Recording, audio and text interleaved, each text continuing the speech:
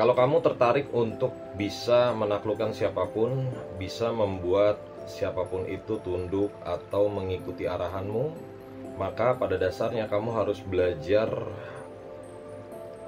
cara kerja dari sebuah pikiran. Cara kerja dari sebuah pikiran ini yaitu gelombang otak. Ya, ketika kamu bisa mengotak-ngatik gelombang otaknya, maka apapun sugestimu, apapun ucapan, doktrin dan sebagainya akan diterima. Kalau sudah diterima, maka orang tersebut akan berubah perilakunya, akan nurut kepadamu. Gitu. Ya. Nah, gelombang otak ini ada berapa sih, A? Ada 4 plus 2. Ya, 4 ini adalah yang dasar, 2 ini adalah tambahan atau khusus. Kita akan belajar pertama yaitu dari gelombang otak beta. Ya, otak beta ini adalah gelombang otak di mana diri seseorang itu sangat aktif, ya, fresh, seger dan sebagainya. Sehingga apa? Sehingga ketika kamu berbicara kepada orang yang masih dalam gelombang beta, dia akan memiliki tingkat kritis.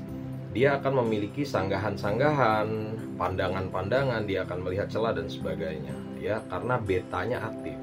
Lalu bagaimana, turunkan gelombang otak itu menjadi yang kedua adalah alfa. Alfa itu apa? Alfa itu adalah gelombang otak yang rileks tapi ringan. Ya, kamu lagi ringan, lagi santai. Makanya kalau orang-orang yang sudah berpengalaman ya untuk negosiasi, dia akan membawanya untuk rileks. Yuk ngopi dulu yuk, ngerokok dulu yuk. Kenapa? Karena gelombang otaknya itu akan turun. Ketika gelombang otaknya turun, maka pikiran itu akan terbuka, tidak menjadi kritis lagi.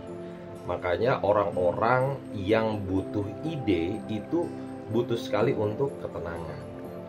Ya, sudah tenang, pikirannya terbuka, barulah mulai serius.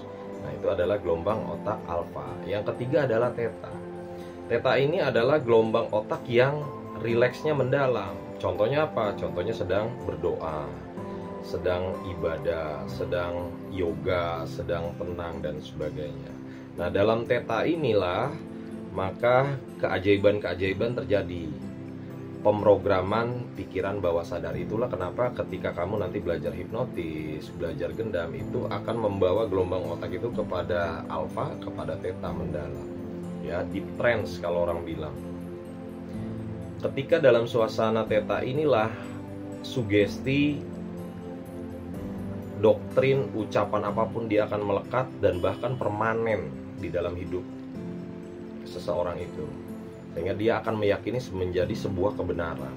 Nah, gelombang yang keempat ini adalah delta. Delta ini adalah ketika kamu tertidur, ya, tertidur lelap, tertidur 8 jam, tertidur pada saat istirahat dan sebagainya. Ini akan masuk gelombang delta, ya.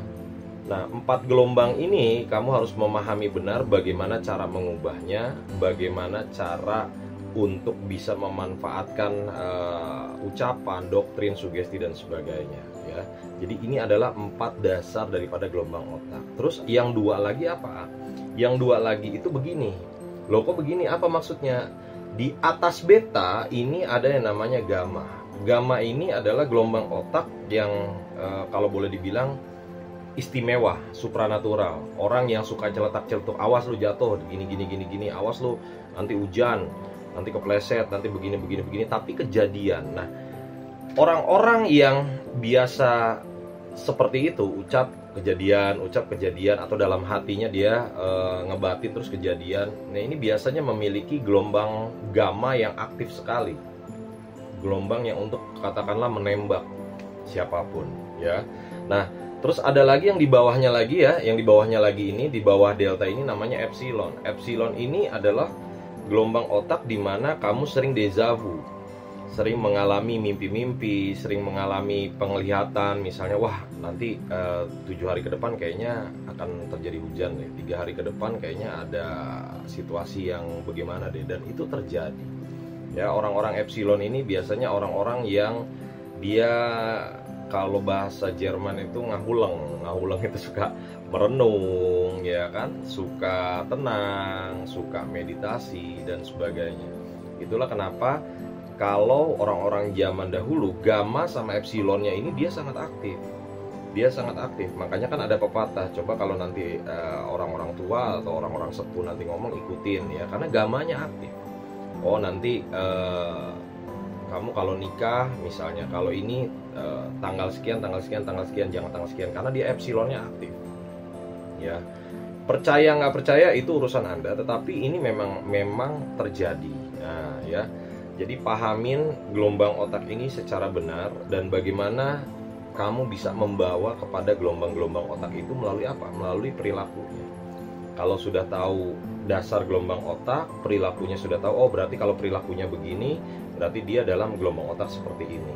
Kalau dalam gelombang otak seperti ini, maka yang harus kamu lakukan adalah ini ya. Pokoknya nanti ketika kamu nanti ikut pelatihan yang benar, itu akan diajarkan step-stepnya bagaimana, aplikatifnya seperti apa. Sehingga apa? Sehingga ketika kamu nanti di dalam